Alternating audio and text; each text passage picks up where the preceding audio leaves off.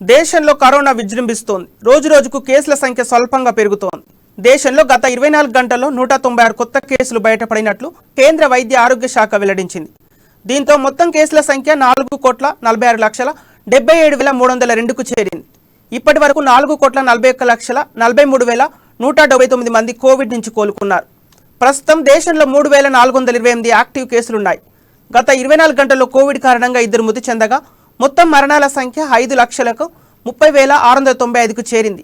మరోవైపు దేశవ్యాప్తంగా యాక్టివ్ కేసులు 0.01% ఉండగా రికవరీ రేటు 98.80%, మరణాల రేటు 1.19% ఉంది.